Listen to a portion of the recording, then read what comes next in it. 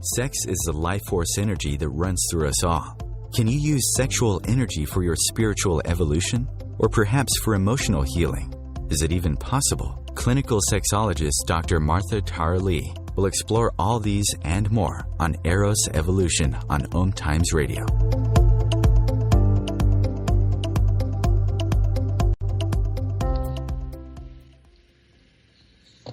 And hello, and welcome to Eros Coaching. This is where Eros Evolution. This is where sexuality and spirituality meets.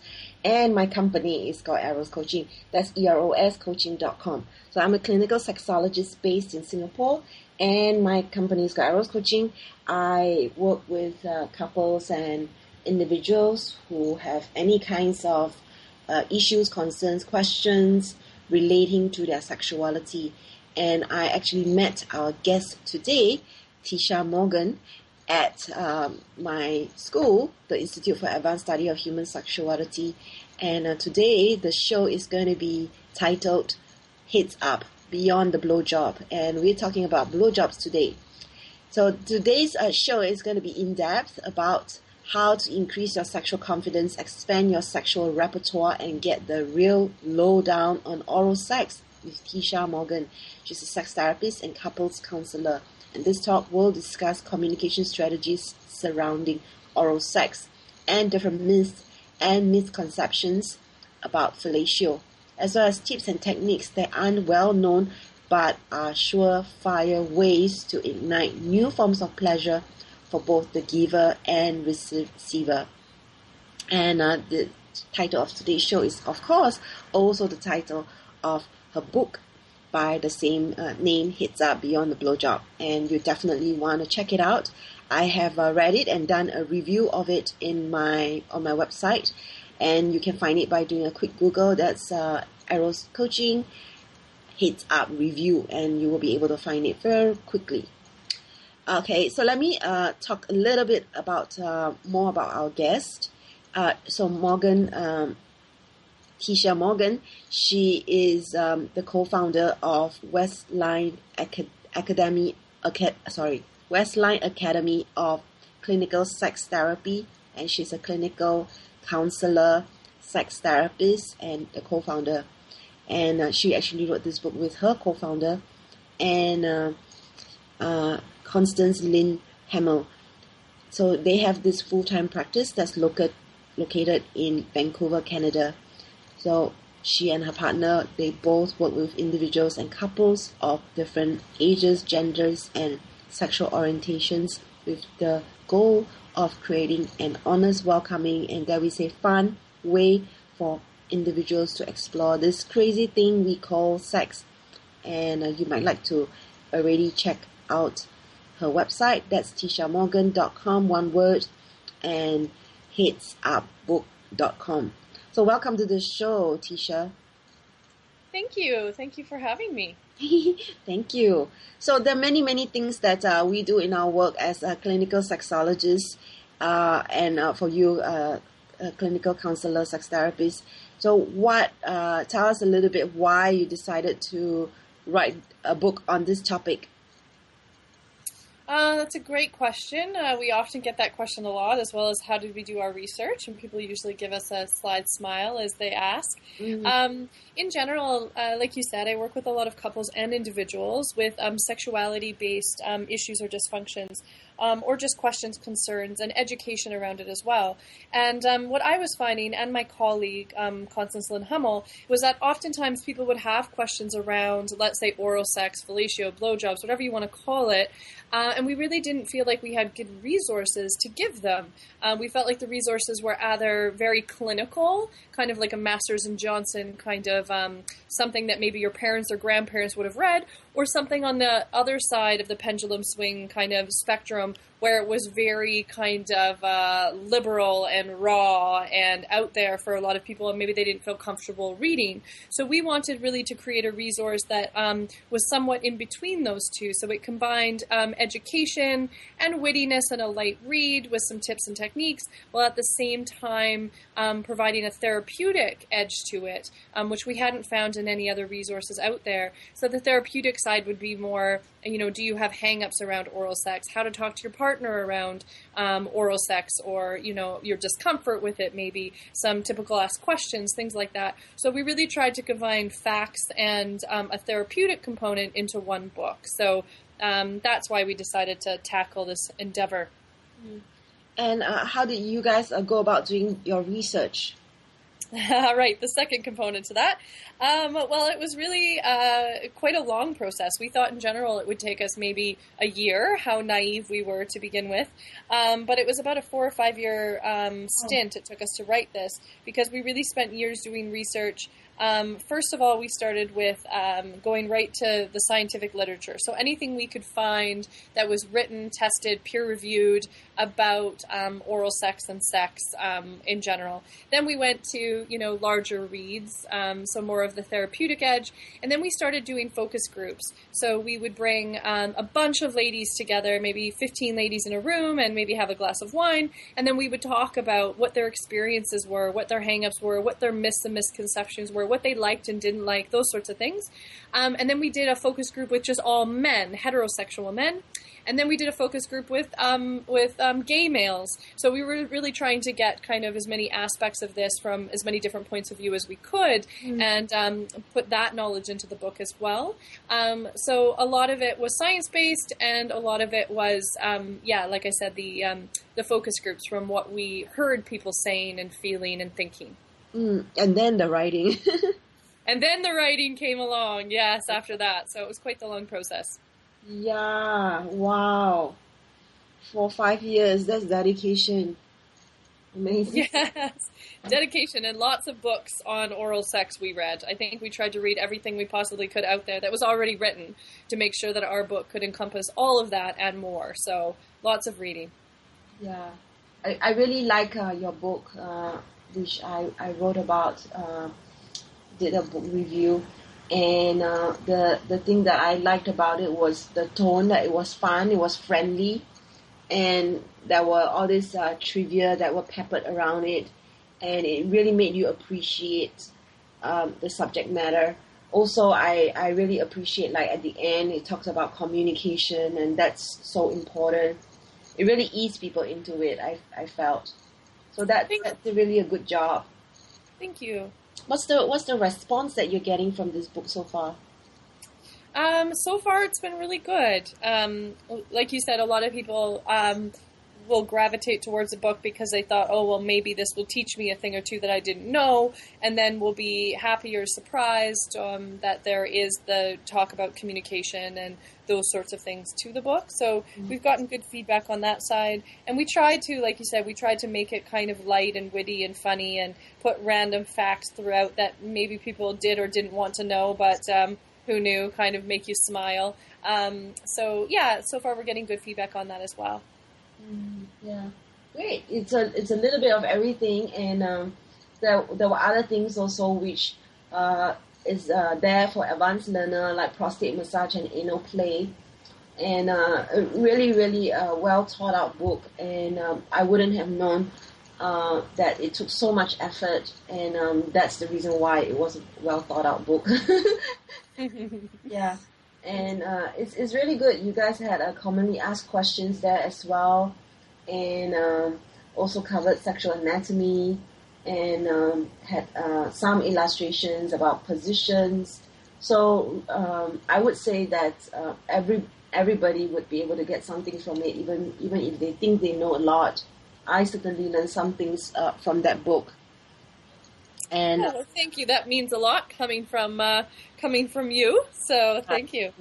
I really did. Things that I thought, oh yeah, I should include these kinds of topics in my workshops, because I do run a handjob, blowjob workshop that I combined, and now I'm thinking of separating them again, because there's just so much information, and we need to give people time to learn and absorb the messages, especially if they're learning it for the first time. Definitely. So we're going to go for a break very soon, but I just wanted to ask quickly, what is one surprising fact that you learned while writing this book? That is a great question. I guess my surprising facts really didn't have a lot to do with humans. When we were doing our research, like you say, we put fun facts throughout. So, like, for instance, the echidna, which is an animal that kind of looks like a hedgehog and an anteater kind of mixed, it has a four-headed penis. So the male echidna, when it has sex with its female, one side of the penis kind of just shuts down, leaving two of the other four heads in use. But the heads on the one side of the female echidna's reproductive tract actually has two canals. So therefore all four penises heads of the penis can't be active at once, but they still grow in size, but two of them are actually active. So anyway, I just found that really interesting. So mostly the animal facts, just like the fruit bat. If we look at fruit bats and their kind of sexual activity, it shows that if a male fruit bat spends some time on oral sex with the female fruit bat and actually like licking the genitals, and vice versa, if the female spends some time licking the male's genitals of the fruit bat, the sex is actually longer between the two of them as well. So I guess my enlightened moments were usually about outside the animal kingdom that I had no idea that they were playing with or doing, was my kind of interesting parts of the book. That's great. That's really awesome that you did all those research and you put it into the book, even though people will may wonder why you did that. But I really think it normalizes oral sex, because people, some of my clients, they say things like it's abnormal, or are you sure it's natural? And animals do it. Yeah, you could say, fruit bats do it as well. It's completely natural. Yeah, precisely. And this really makes everything just out in the open, and is natural, is part of our sexuality. And, we can learn from animals. And we tend to overthink too much and analyze too much. And then we find it hard to just relax and have fun. Agreed. So really good nuggets that you put inside. Okay, so we have a short break, and we'll come back and we'll talk more about what you can do beyond the blowjob.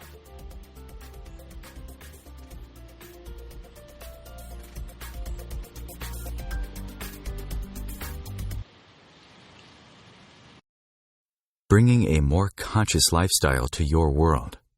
OMTimes Radio. IOM FM. The truth is, you can't change the world if you're broke. I know, I tried. Isn't it time you turned your life's calling into a profitable, freedom-based business? I'm Michelle Barr. Join me every Thursday at 2 p.m. Eastern for Sacred Success. Have you bought into the idea that you have to work hard for your money, that business is hard? I will share some dynamic access consciousness tools to get you out of your own way so you can create a business that actually succeeds. Join me, Simone Millisers, on The Joy of Business at 4 p.m. Mondays Eastern. Host your show on IOM FM, the radio network of OMTimes Media, one of the more recognized brand names in the conscious community, and is backed by the extensive marketing reach of OMTimes. Hosting a show on IOM FM immediately connects you with our extensive, dedicated community. The number one reason girls drop out of school in sub-Saharan Africa is lack of access to feminine hygiene products. The Pads for Schoolgirls Project, an outreach of Humanity Healing International, is changing this paradigm by setting up sewing programs at schools, teaching girls a vocational skill, while producing the reusable pads that help keep them attending classes. The girls pay it forward by making and giving pad kits to other girls in need. To learn more, visit humanityhealing.org. Humanity Healing is where your heart is. Bringing you the best of the conscious minds in the world. OMTimes Radio, your conscious lifestyle on steroids.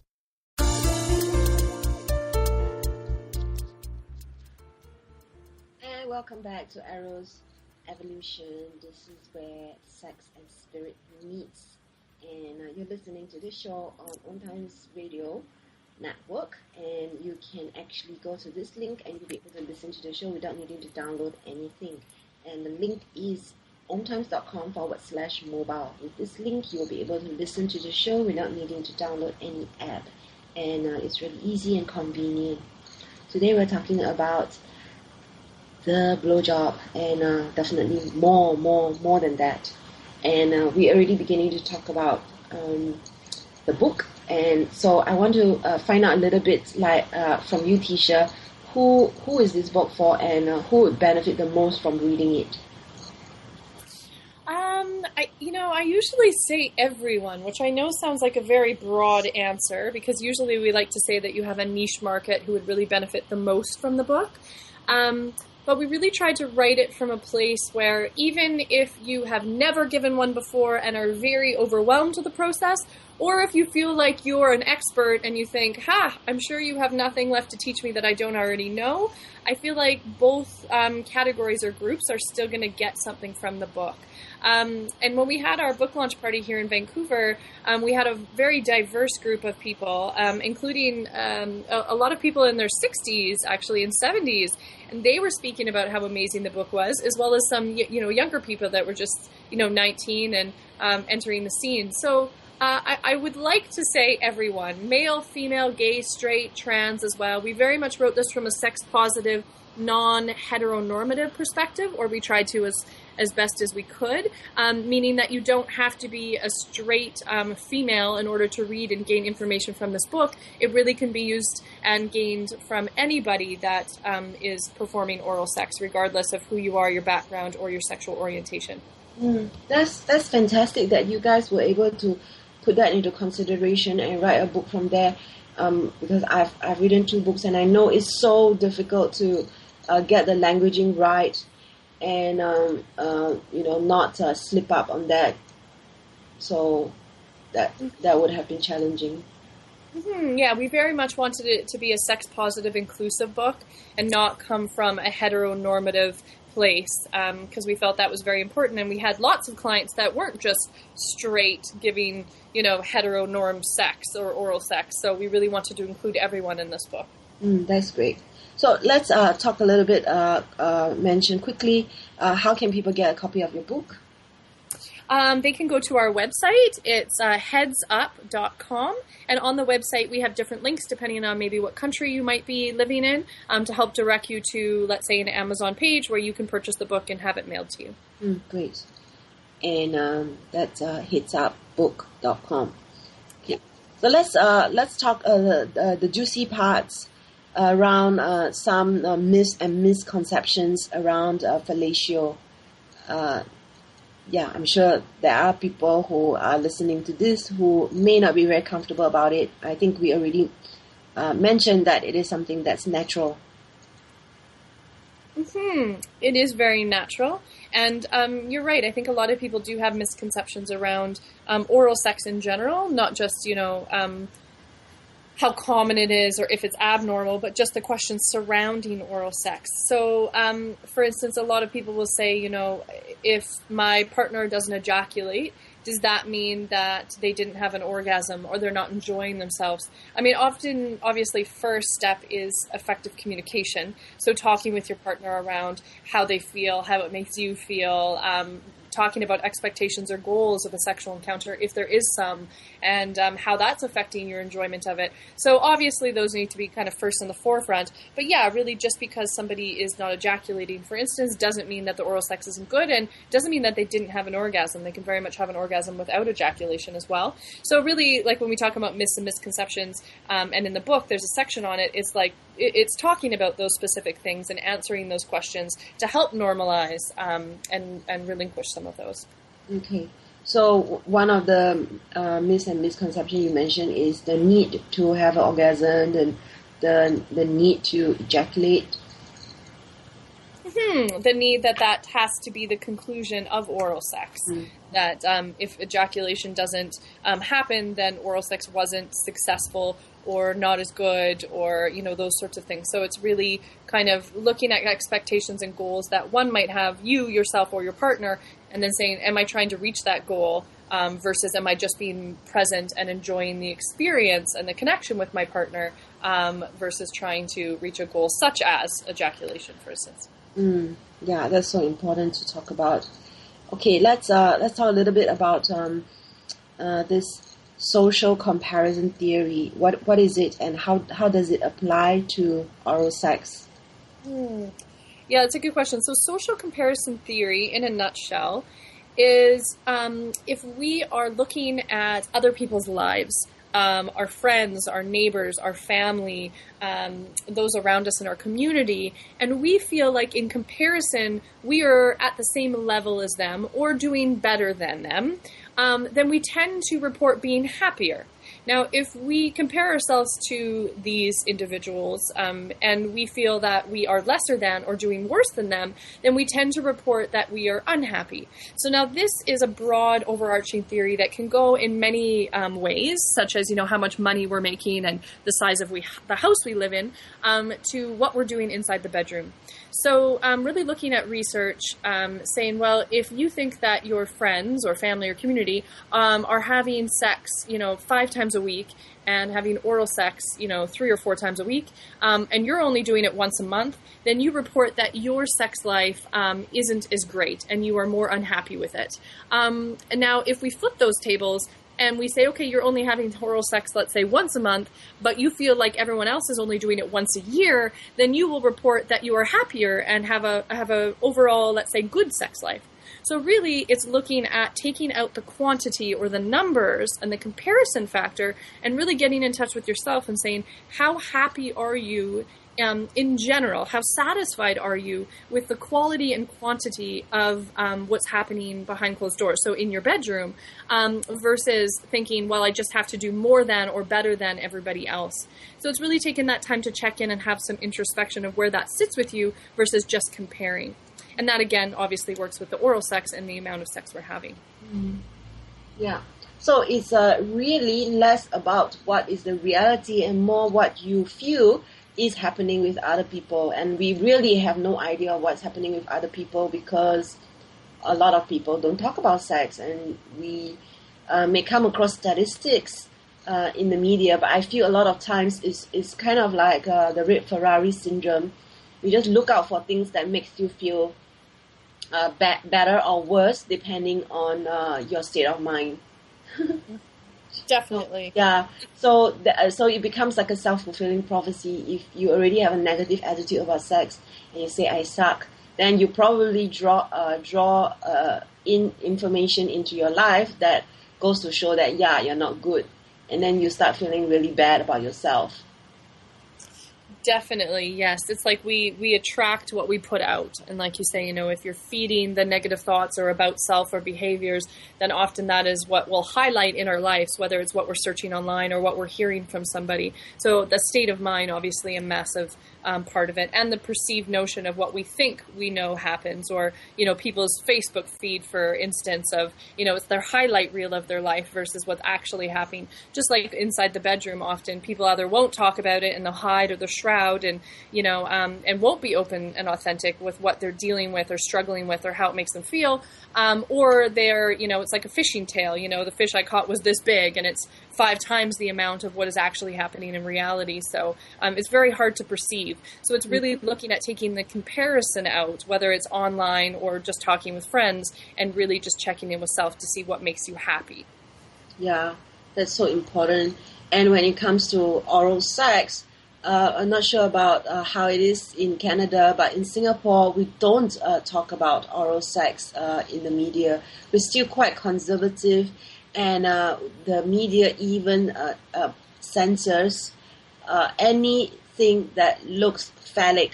Trust me, even sex toys that looks phallic aren't allowed to be featured. So much less be able to talk about oral sex, and of course never ever anal sex. So this is what I deal with here. So what do you feel about the kind of messages around oral sex in Canada? I feel like we're probably not too far off from where you're at. Maybe slightly less conservative. We do have, we're trying to get better sex education in schools, for instance, that address things like that. And there's lots of books out there and things like that to help with parents to talk with their kids about these sorts of things. But as far as mass media and the everyday public on TV, I think sex is thrown as an undercurrent turn into most of those things, phallic or not. But I definitely don't think we are anywhere near, where Europe is as far as their sex education and fluency of it and acceptance of, sex as the norm and comfortable with body image. And we're definitely more conservative, I would say, than Europe, but maybe not quite to where Singapore is at the moment. Okay, that's good to know. And you guys did a lot of research and focus groups, and that's really a lot of dedication and work that you've put into the book. Like you mentioned, it took 4 or 5 years. So I'm curious, what's next for you guys? Yeah, we were thinking of writing an accompaniment of this book. So this book is obviously called Heads Up, and is a play on words.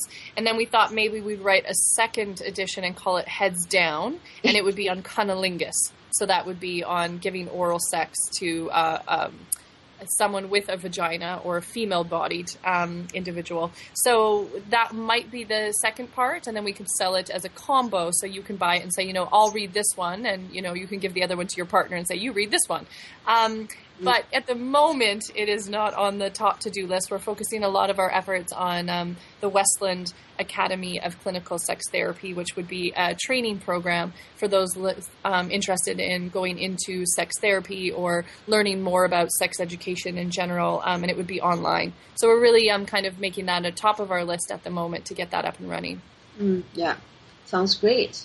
And you guys looking to get it ASAC approved? Yes, eventually we will go through all of the hoops and jumps that need to be done so that people can get continuing education credits for taking the program.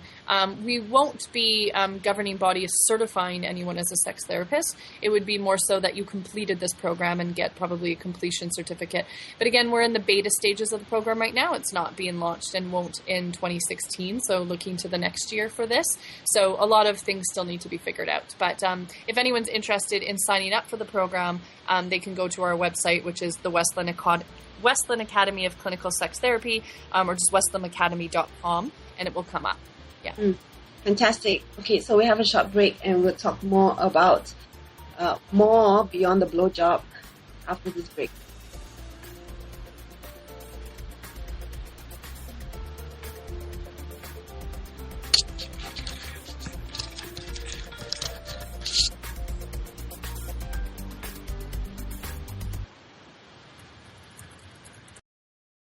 Feed your soul with waves of consciousness on OMTimes Radio. Live with medium Lisa Phoenix, Mediumship Messages and Musings, explores mediumship and all things metaphysical. Lisa Phoenix invites you to reach above and beyond your everyday experiences to explore new dimensions in the spirit world. She will do live readings to connect callers to their loved ones in spirit, shares engaging stories and teachings from her own personal experience, and will have intriguing conversations with other mediums, spiritual teachers, and healers to help you understand the metaphysical world so you can connect to these forces in your day-to-day life. Join your host on this magical and metaphysical journey into the world of spirit every Sunday at 1 p.m. Eastern Time. Hey ladies, do you want to have that good hair day feeling all the time? Gentlemen, would you want your special someone to have that glow, letting you know she's feeling completely satisfied? This feeling and that glow can be yours by embracing your sexual power. So join me, Rachel Kenley, award-winning romance author, on the O-Spot. The O-Spot will guide you to that peak with guest interviews, book discussions, and conversations on the thrills of sexual empowerment. Put the zing back in your life. Come up and see me sometime on the O-Spot, live on Hump Day at 10 p.m. Eastern. Being a radio host on IOM FM allows you to build your show on a rich platform with the power of the internet to fulfill your outreach goals and connect with a very specialized and global online audience, unlimited by time and distance. OMTimes Radio will provide you with web relevance, a recognizable conscious brand, and with the standard of excellence that has accompanied every single OMTimes endeavor. Host your show with OMTimes Radio Network. Spiritual, metaphysical, green living, psychic, alternative healing, life coaching. Do any of these or similar terms apply to your business or cause? If so, you are in a niche market with a very specific audience. Conscious Gate PR is the world's leading conscious public relations agency. With a global reach of over 4 million and growing, we offer comprehensive media campaigns to our targeted market. Learn more at consciousgatepr.com. Conscious marketing for conscious minds. The best of the holistic, spiritual, and conscious world. OMTimes Radio. IOM FM.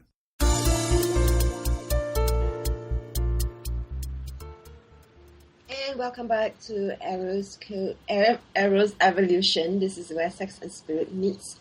And every show I ask about the link between sex and spirit, or sexuality and spirituality. So, Teesha, could you tell us a little bit about your opinion about that, and maybe even how all of sex is spiritual?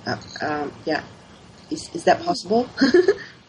Yeah, I definitely think anything's possible for sure. I feel like if people are spiritual, if a person is spiritual in nature, whether that be a man-made kind of religious aspect to it or more agnostic, I feel like they can bring spirituality into their bedroom and their intimacy if that's what they so desire. So definitely possible, whether it's through oral sex or some form of other penetrative sex, as long as their partner is open to it. And I think it can go along the lines of tantric as well. I also think power play can be brought into that as well with the spirituality component, as well as multi-orgasmic or holding off on orgasms. And a lot of people use semen as far as, the exchange of semen or viewing semen as power or the taking of power or energy, or bringing them to a higher place. It's also been shown that semen can somewhat act as an antidepressant when it's ingested vaginally. So, inserted vaginally. So I guess a long-winded answer short, yes, spirituality can come into sexuality in many capacities. That's great. Thank you so much for sharing your opinion on that. Some people say it's one and the same. I guess it's a little bit like how water comes in different forms, and we come from sex, and we are spirit. So to them, it's just a different quality of it. Yeah. So I appreciate what you're sharing, and I've had guests who have been on the show talking about tantra and power play. So it's good to hear that you are okay with sharing that people can also explore these for themselves. Definitely. Yeah. So I'm with Teesha Morgan, and she's a clinical counselor, sex therapist, and co-founder of the Westland Academy of Clinical Sex Therapy, and she has a full-time practice in Vancouver, Canada. So she does work with individuals and couples of all ages, genders, and sexual orientations to help them and explore this this crazy thing that we call sex. And so be sure to check out her website. That's teeshamorgan.com, and her book, hitsupbook.com. And this new institute that she's creating called the Westland Academy.com, where people will be able to go there and learn more about sex therapy. Okay, so let's talk a little bit about this theory that you have in your book called the giving, receiving, allowing, taking theory. And I believe that this will really help listeners be able to better understand how this relates to more sexual pleasure in their lives. Mm-hmm. Yeah, it's a good question. So with Give, Take, Allow, Receive, it was originally designed, as far as I know, by Kai here in Vancouver. That's the person who introduced me to it anyway. And basically the theory is that there's 4 quadrants or 4 sexual schemas. And when I say sexual schema, I mean a way that somebody gets the most pleasure out of sex, enjoyment out of sex. So it really turns them on. Now, it's called give, take, allow, and receive. So if you're picturing these 4 in a quadrant, like a square box, for instance, now they say you can move to any one of these 4 quadrants and might do so in any one sexual encounter even, but most people lie in one of these boxes or quadrants more so than the others. That's where they get the most pleasure. So for instance, Let's say a man is a giver by nature. That is his sexual schema. So I'm going to use a heteronormative example here. Let's say he is with a woman who is a receiver by nature. Now, if he's a giver by nature, he would get the most sexual pleasure and stimulation out of giving pleasure to his partner and watching his partner absorb and receive that pleasure because he's a giver.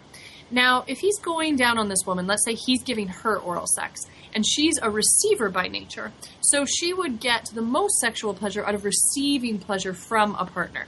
So if he's going down on her and she's being very flamboyant over how much she's enjoying this, she's throwing pillows, she's having multiple orgasms, she's very much enjoying this process. Now, they go together like a puzzle piece. They fit very well. They're both enjoying the process. Now, regardless if he has an erection, regardless if they have penetrative sex, regardless if he has an orgasm, he's going to view this sexual encounter as something very wonderful, as is she. Now, let's say we take this woman out and we replace her with somebody different. Let's say somebody who is also a giver by nature. Then no matter how amazing he is at his techniques, that partner may be lying there going, oh gosh, how long has he been down there? I wish he just finished already. You know, oh, did I remember to call my sister? Do I look fat in this light? Whatever the thoughts may be, because they're not a receiver by nature. So it feels hard for them to really get into that category. So now that person who's also a giver might say, you know what, I just want to switch things up. I just want to, do something different because I'm a giver. So now that person starts going down on him and tries to give him oral sex. Now, because he's a giver by nature, he might be uncomfortable or not fully into that moment. So he may be sitting there going, oh gosh, I hope I don't lose my erection. Oh gosh, I hope I don't lose my erection.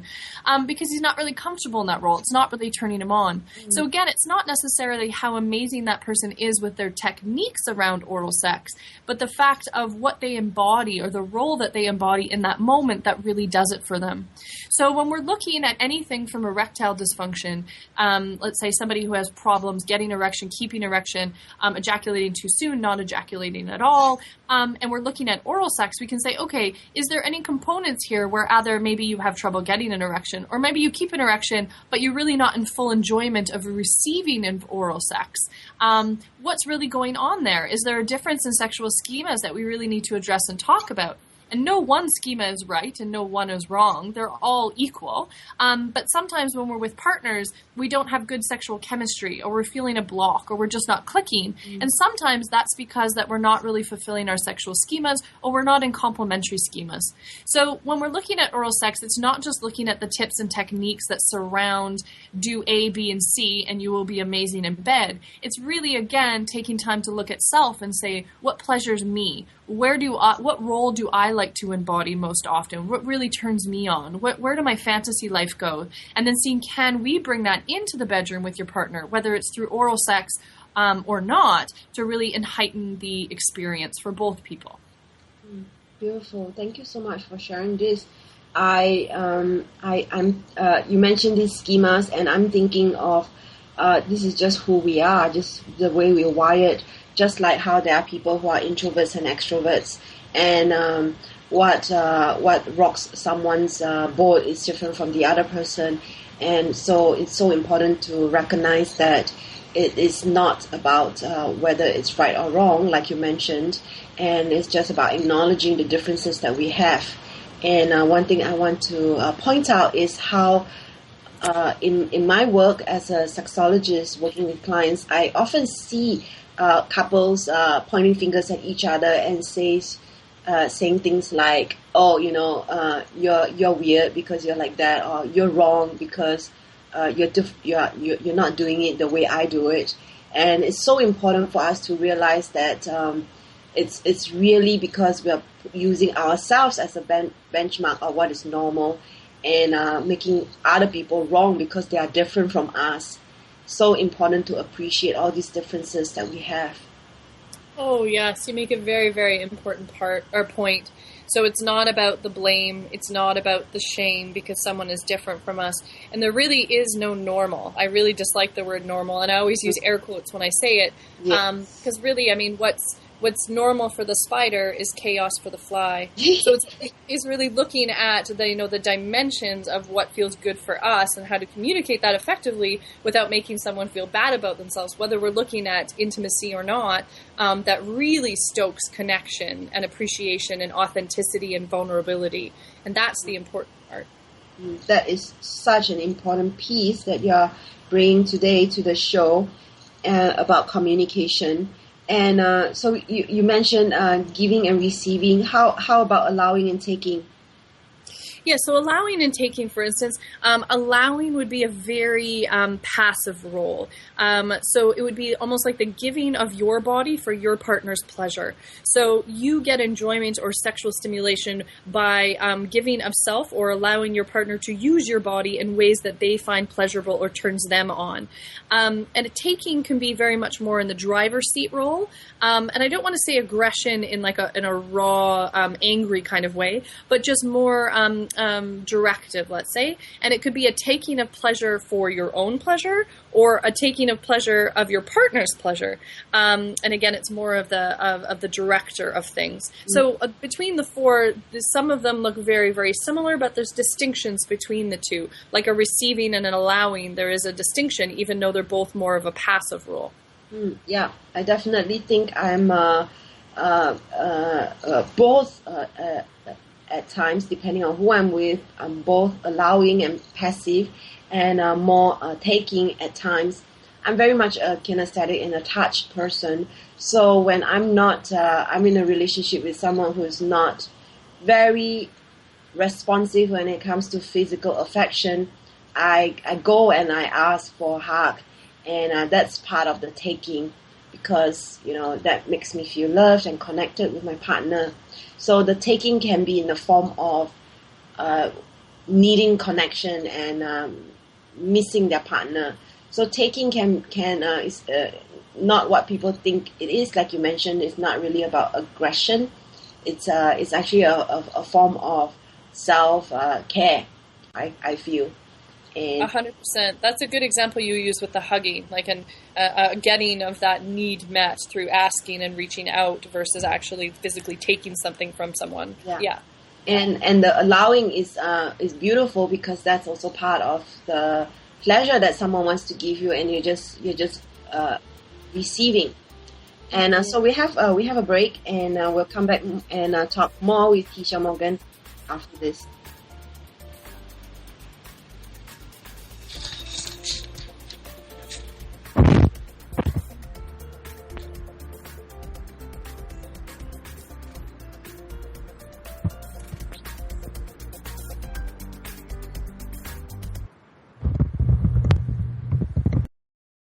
Free your mind with OMTimes Radio, IOM FM.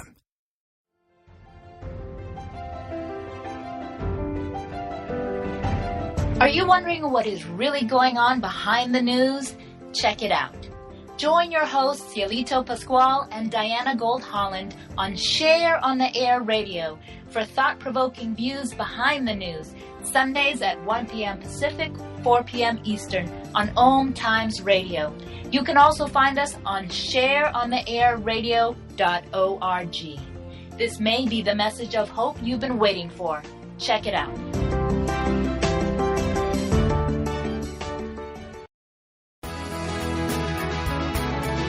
Live with Medium Lisa Phoenix, Mediumship Messages and Musings, explores mediumship and all things metaphysical.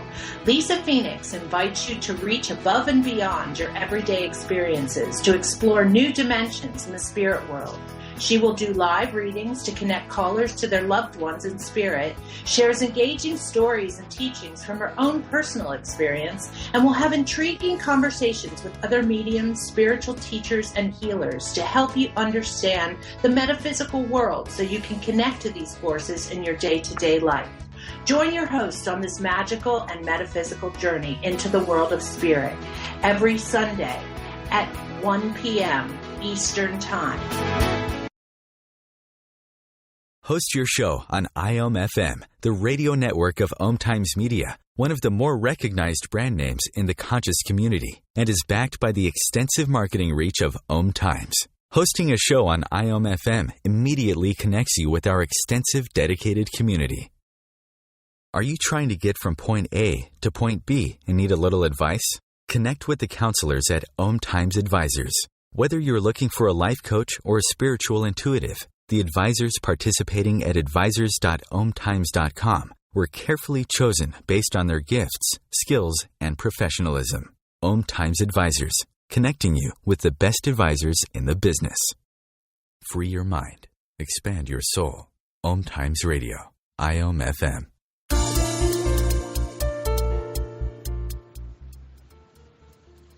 And welcome back to Arrow's Evolution. This is where sex and spirit meets. And today we are talking about more than the blowjob. We're talking about Heads Up, Beyond the Blowjob. And this is the same title of Teesha Morgan's new book. She co-authored this together with Constance Lynn Hamill. And both of them are co-founders of the Westland Academy of Clinical Sex Therapy. And you can find them at the westlandacademy.com. That's the new institute that they're creating for sex therapy.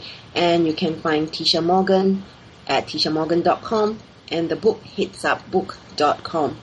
And we here talking about the giving, receiving, allowing, taking theory just now. And we also talked about the social comparison theory today so far. And I want to ask you, Teesha, could you share with us very quickly some surefire ways to ignite new forms of pleasure? Just some very quick techniques, since we're talking about blowjobs today. Surely we can share a little bit what listeners can begin practicing after they get off the show. Yes, it's a tricky one because you never really know where people's baseline is, right? So you can say, well, here's some surefire ways would be, to get home and start experimenting with ice cubes, like hot and cold related things. You get some other crush cubes or ice cubes, you put them by your bed, and then you use that in your mouth and through oral sex. And then you experiment with going warm, so getting like a hot peppermint tea or a warm peppermint tea, for instance, because peppermint gives a tingle. And you go between, putting the peppermint tea in your mouth to the ice cubes and back and forth on the person's body. But then some people would say, yeah, that's old news. I've been there, done that. Give me something I don't already know. So you never really know where people's baseline is. So in the book, we really try to give, techniques under a heading. And then another chapter is kind of advanced techniques. So techniques just in general of the how-tos, the basic, and then the advanced could be anything from, using specific vibrators and cock rings to things like marshmallows to, we call it the grapefruit. We get a lot of good feedback over the grapefruit technique. So it's hard because, like I said, you don't know the baseline of what people have already done. But I think communication is really the underlying one that makes the vast difference in communicating or in making someone's sex life better. It's not necessarily whether you're using ice cubes or not. It's whether you're communicating effectively to say this feels good, faster, slower, I would like this sort of thing is what makes or breaks good intimacy and a good oral sex experience. Beautiful. So I think we do get caught up with all the techniques because that's comes out quite a lot in the magazines that we read, flip through, even in the hair salon. And I often say it's less about what you do, it's more about the way you do it. It has so much to do with the attitude behind it. Attitude is a big one. So right in the beginning of our book, we have a chapter that talks about before your oral presentation, outlook is everything, is the title of the chapter. And really what it is looking at, like you said, it's all about the attitude. It's not necessarily about the technique that you have, and having giving that mentality of, is to give is to get. So you're getting pleasure out of it. And then looking at that shift of the power dynamics and all of those sorts of things are really what can make or break good oral sex versus the actual technique of it, is how you're broaching it. Yeah, precisely. I think if we have any discomfort or distaste or dislike or hate when it comes to giving oral sex, surely your partner will be able to pick it up, and it really ruins the fun. There's really no point in doing it, and maybe you do it begrudgingly, but I certainly believe that your partner is not going to ask for it a second time. So yes, attitude is so important. And yes, so if you are interested to learn about the grapefruit techniques and much more that Morgan shares in her book, so be sure hits up book.com. Okay, let's talk a little bit about communication techniques since we are talking about the importance of communication as well. And some of the things that you mentioned just now includes giving feedback. Could you elaborate a little bit about it? Yeah, I think when we talk about feedback with partners, it's very important to look at how we're communicating things so that it doesn't come across as blaming or shaming our partner. So making sure we're using I statements, with an I feel, and we're talking about our feelings, not what we're projecting onto a partner, what we think they're thinking or feeling with regards to what we would like more of, less of, or how we feel about the interaction is a big part of it. Because anytime blame and shame comes into the picture, shame usually only has one of two outcomes. It's either a fight or a flight. So a fight would be our partner gets their guard up and becomes defensive and starts throwing blame and hurtful comments back at us. And, well, I wouldn't be doing that, or I wouldn't have problems with my erections if you were better at this, or if you initiated more, or those sorts of things. And now that's not a game, or not a good game to get into. Or flight. And the flight component of it is they recluse. So they shut down completely, they stonewall, they stop talking, they don't want to communicate, they want to just run and hide and not continue talking about the topic. So either one of those categories do not have positive results. So we really need to make sure that we're choosing our words wisely. I often say it would be wonderful if everyone was comfortable going to a sex therapist, because a third party can really help with getting these conversations going in a very effective way through communication exercises so that it doesn't hit on any of these kind of things. So, yeah, I think the way we say things is very important, using clear language. I also think, striking when the iron is cold versus hot can be helpful.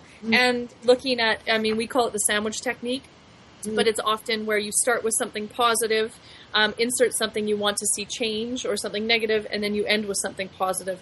Again, starting with feel statements, right? So, for instance, I really love it when when you initiate sex, it makes me feel sexy and wanted and desired. One thing I would love us to do more of is if we try to, let's say have sex or oral sex in different places. So like, if you wanted to initiate in the shower or the living room versus just the bedroom, that would make me feel even more desired, because I feel like you just can't control yourself and you have to have me in the kitchen versus waiting till we go to bed at night. And I think that would really stimulate like my sexual juices and really get me going. So that would be an example of how to do the sandwich technique, starting with positive, inserting something you would like to see happen, and then ending again with something positive. And then striking again when the iron's cold, rather versus in the moment when we may feel insecure or have negative emotions around something, or feel bad about ourselves or a partner. So little tricks that you can kind of pepper in is helpful. Beautiful. Thank you so much. That's quite a lot of value that you're sharing with us today.